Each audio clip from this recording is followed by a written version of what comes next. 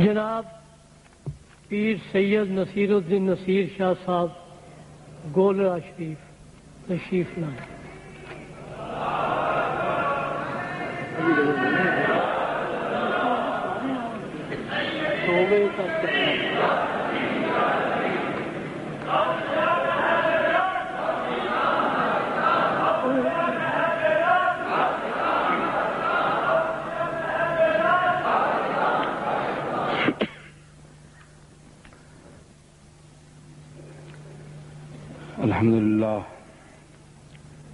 الحمد لله وكفى وسلام على عباده الذين اصطفى خصوصا على سيد ولد آدم وخاتم الأنبياء وعلى آله المجتبى وعلى كمل أتباعه من الصديقين والصالحين والشهداء. أما بعد فأعوذ بالله من الشيطان الرجيم. بسم الله الرحمن الرحيم. إن الله وملائكته يصلون على النبي يا أيها الذين آمنوا صلوا عليه وسلموا تسليما.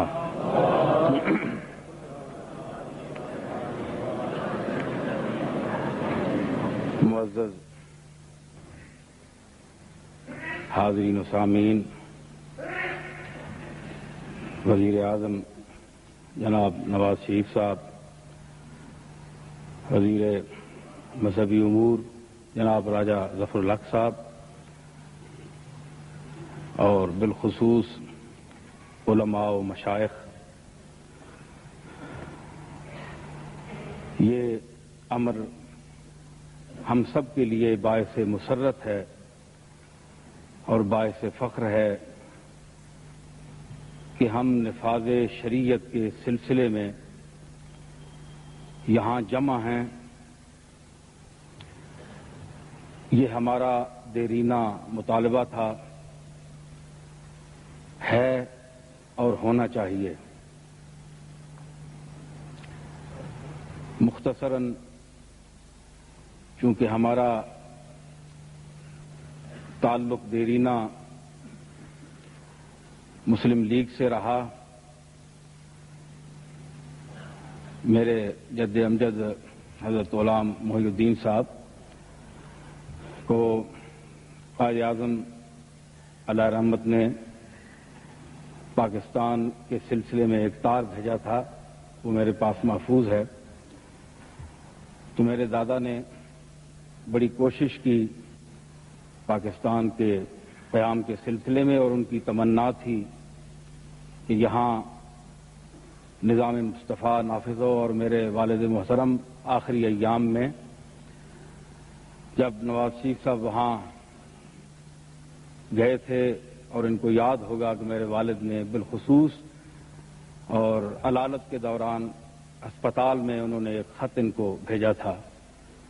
تو ہماری حمایت دراصل نظام اسلام کی حمایت ہے، کسی شخص یا کسی شخصیت کی حمایت نہیں ہے۔ نواز شریف صاحب سے ہمیں یہی توقعات ہیں کہ وہ یہاں نظام اسلام نافذ کریں گے، اور جو لوگ اس میں حائل ہو رہے ہیں اور وہ کلمہ گو بھی خود کو کہلاتے ہیں اور مدعیان اسلام بھی ہیں، ان کو اپنے اپنے گریبانوں میں جھانک کر دیکھنا چاہیے کہ وہ کس چیز کے نفاذ میں حائل ہو رہے ہیں، اور ان کے اپنے ایمان اور دین کی کیا حیثیت ہے۔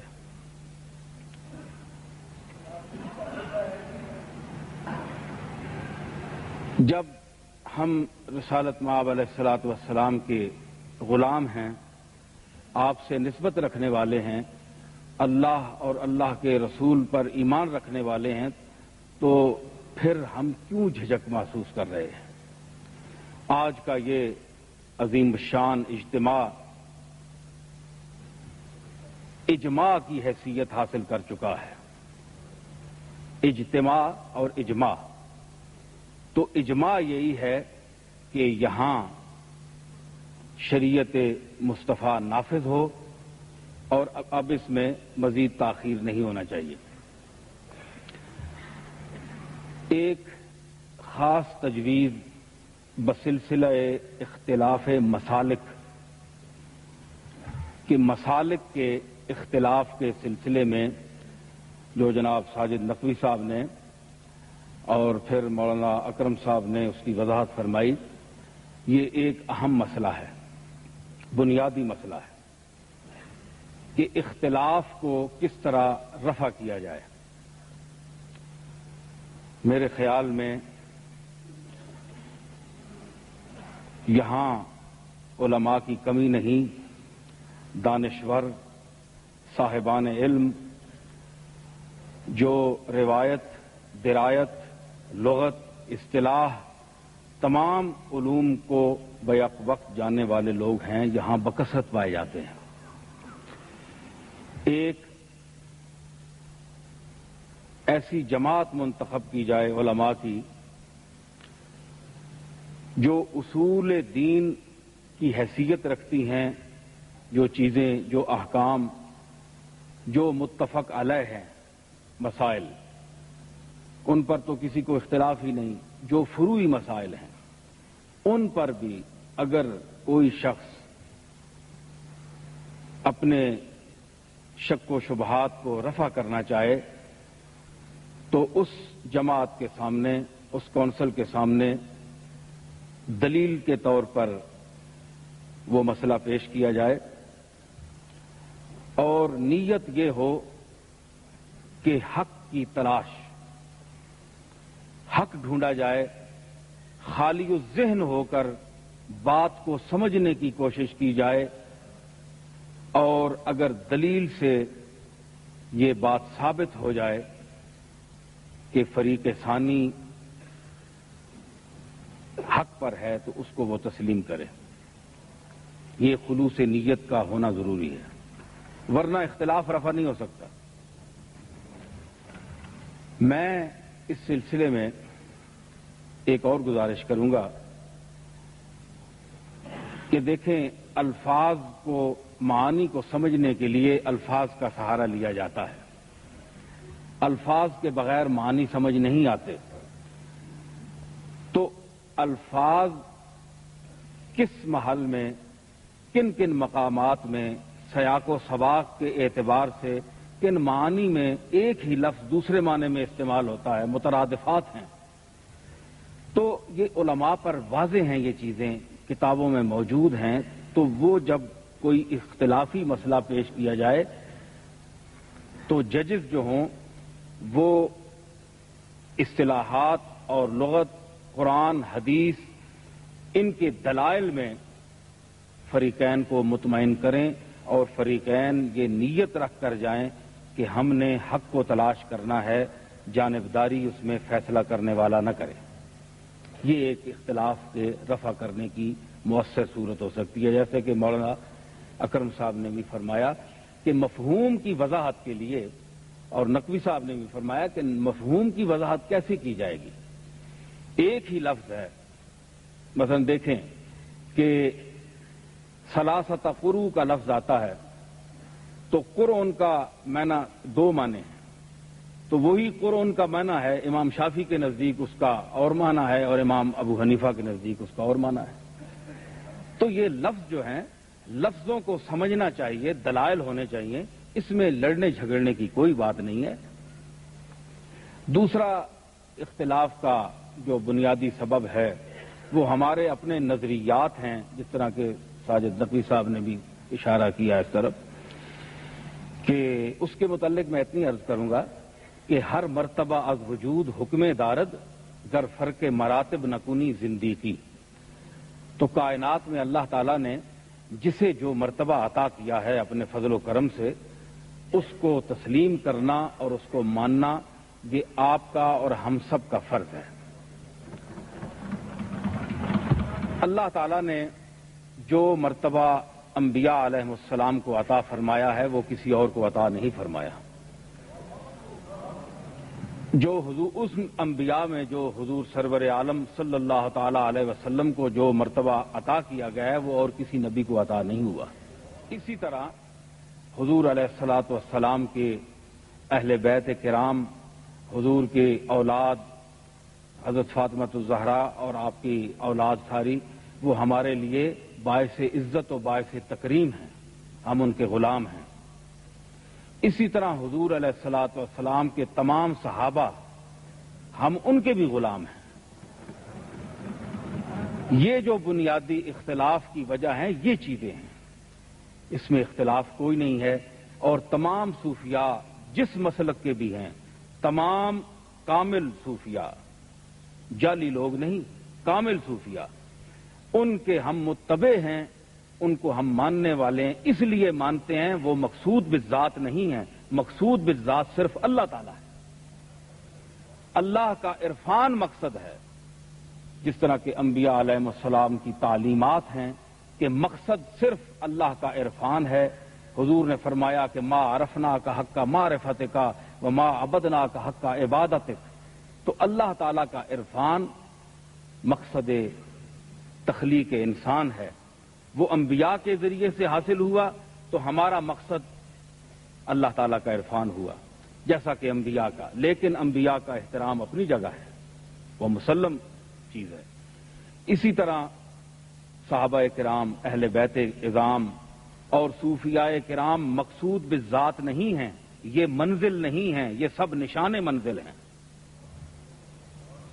جو لوگ انہیں منزل سمجھ جاتے ہیں پھر اختلاف شروع ہو جاتا ہے۔ منزل نہیں ہے، منزل اللہ تعالیٰ کی ذات ہے، اور اس کے بعد جو محترم اور عظیم شخصیت ہے، ذات ہے، وہ حضور علیہ الصلوۃ والسلام کی ذات ہے۔ تو ہم ان کا احترام ضرور کرتے ہیں، لیکن شریعت کے دائرے میں رہ کر، اس سے زیادہ نہیں، کیونکہ ان کی اپنی تعلیمات بھی یہی ہیں۔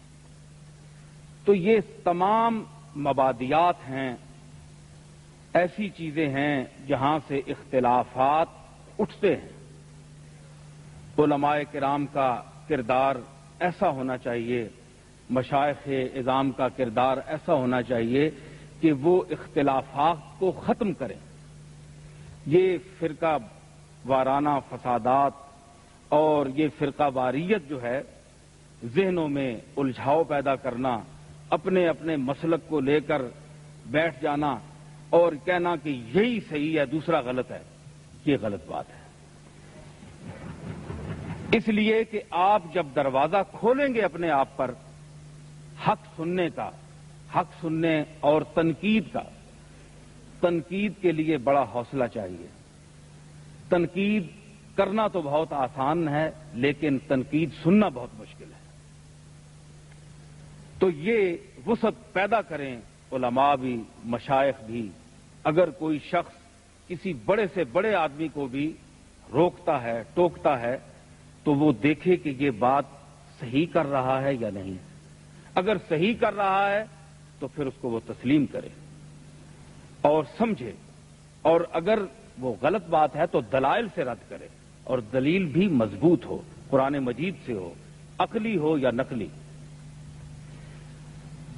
جمعہ کی تعطیل کے لیے بھی ہم گزارش کریں گے کہ جمعہ ٹھکانے سے لوگ نہیں پڑھ سکتے، ذہن میں الجھاؤ ہوتا ہے، اطمینان ہو، لوگ نماز پڑھیں۔ اس لیے کم از کم یہ تعطیل کا ہونا، اس تعطیل کا ہونا ضروری ہے۔ علاوہ ازیں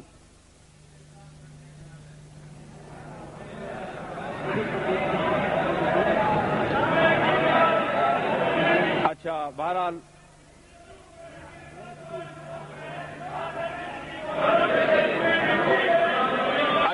دیکھیں، آپ بات سنیں، چلو بات آرام سے سنیں نا، معقول مجمع ہے، آرام سے حوصلے سے سنیں بات۔ اچھا، اس کے بعد یہ ہے کہ ٹی وی پر، ٹیلی ویژن پر جو فحاشی ہے، ایسے پروگرام جو شریعت کے خلاف ہیں، اسلامی اقدار کے خلاف ہیں، ان کو بند کرنا چاہیے۔ اور جیسا کہ ہمارے علماء نے پہلے بھی کہا اور مولانا اکرم صاحب نے بڑی اچھی گفتگو کی کہ اس میں وہ مناظر جو مثبت ہیں وہ نہیں دکھائے جاتے، منفی مناظر دکھائے جاتے ہیں۔ تو وہ چیزیں جو دین کی طرف رغبت جن سے پیدا ہو، وہ چیزیں، وہ ڈرامے، وہ باتیں پیش کی جائیں، اور علماء کے مباحث علمی بحثیں ہوں دلائل کی بنا پر، تاکہ لوگوں کے علم میں اضافہ ہو۔ فضول قسم کی ڈرامے، فضول قسم کی باتیں سامنے آتی ہیں۔ اگر علمی باتیں سامنے آئیں، قرآن مجید اور احادیث مبارکہ کے الفاظ اور ان چیزوں پر گفتگو ہو تو یہ عامت الناس کو فائدہ ہوگا۔ آخر میں جناب وزیر اعظم پاکستان نواز شریف صاحب کو مبارکباد دوں گا کہ انہوں نے اس اقدام سے پوری ملک کو، پوری قوم کو خوش کیا، اور اس قوم اور ملت کی خوشی کے علاوہ اللہ اور رسول کو خوش کیا، کیونکہ اللہ اور رسول کی خوشنودی سب سے مقدم ہے۔ اللہ تعالیٰ ان کو توفیق دے کہ یہ کلی طور پر اسے نافذ کریں، اور جو چیز اس میں، جو عوارض اس میں حائل ہوں ان کو دور کریں۔ ایک ربائی میں پیش کروں گا قرآن مجید کے حوالے سے کہ وہ آیت لکھی ہے وَلِلَّهِ عَاقِبَةُ الْأُمُورِ، اس کے تحت میں نے ایک ربائی کہی کہ رہنا ہے اسی کو ما سوا حالک ہے، رہنا ہے اسی کو ما سوا حالک ہے، یہ راز عیاں ہے اس پہ جو سالک ہے۔ آغاز تھا میرے بس میں سو میں نے کیا، انجام کا غم نہیں خدا مالک ہے۔ تو یہ انجام کا غم نہیں اس لیے کہ اللہ تعالی مالک ہے، وَلِلَّهِ عَاقِبَةُ الْأُمُورِ۔ اور نظام مصطفیٰ کے سلسلے میں کہ لا تبدیل لکلمات اللہ، کہ اللہ کے کلمات میں تبدیلی ممکن نہیں، تو جو قوتیں فساد پیدا کرنا چاہتی ہیں اور حائل ہو رہی ہیں ان کے متعلق عرض کیا میں نے کہ چل جادہ مصطفیٰ پہ گمراہ نہ بن، چل جادہ مصطفیٰ پہ گمراہ نہ بن، محتاج ہے خلقتن شہنشاہ نہ بن، چل جادہ مصطفیٰ پہ گمراہ نہ بن، محتاج ہے خلقتن شہنشاہ نہ بن، آئین شریعت میں نہ لا تبدیلی، آئین شریعت میں نہ لا تبدیلی، تو بندہ اللہ بن، اللہ نہ بن، تو اللہ نہ بن، اللہ کا بندہ بن، کیونکہ لا تبدیل لکلمات اللہ، اللہ کے کلام دیکھیں، حدیث میں اختلاف ہو سکتا ہے کہ یہ 36 اقسام میں سے کس درجے کی حدیث ہے، لیکن قرآن مجید کی کسی آیت میں اختلاف نہیں ہو سکتا۔ تو جب اصول آپ کے پاس، ہمارے پاس موجود ہیں تو ہم اس سے کیوں انحراف کریں؟ دوسری اور اہم بات کہ ذاتی ہے ان العزت للہ جمیعا، کہ ذاتی ہے نصیر صرف رب کی عزت، ذاتی ہے نصیر صرف رب کی عزت، دولت کی نہ خون اور نسب کی عزت، ہو پیر کہ مولوی ہو یا لیڈر ہو پیر کہ مولوی ہو یا لیڈر ہو، وابستہ شریعت سے ہے سب کی عزت، ہو پیر کہ مولوی ہو یا لیڈر ہو، وابستہ شریعت سے ہے سب کی عزت۔ اور نواز شریف صاحب کی خوشامد نہیں ہے، خوشامد کرنے کا میں عادی بھی نہیں ہوں، ہمارے ہاں خوشامد نہیں ہوتی، اور اللہ کرے کہ ہمارے مشائخ کے یہ جو خانقاہیں ہیں جو اب رہ گئی ہیں ان میں یہ چیز نہ رہے، وہ اپنے اسلاف کے طریقوں پر، سیال شریف کے ہمارے حضرت خواجہ حمید الدین صاحب تشریف فرما ہیں، تو ہمارا ایک اپنا مسلک ہے، لیکن جو بات دین کی کر رہا ہو تو ہم اس کی نیت پر کیوں شک کریں؟ ہمارے پاس کیا دلیل ہے کہ نواز شریف صاحب کی نیت ٹھیک نہیں ہمارے پاس کیا دلیل ہے؟ اگر یہ امیر المومنین ان کو وقت بنانا چاہتا ہے تو ہم روکنے والے کون ہیں؟ ہمیں ان کی حمایت اس لیے چاہیے کہ یہ اللہ اور اس کے رسول کی حمایت کر رہے ہیں، اور جس دن خدا نخواستہ انہوں نے حمایت نہ کی تو سب سے پہلے ہم ان کے دشمن ہوں گے۔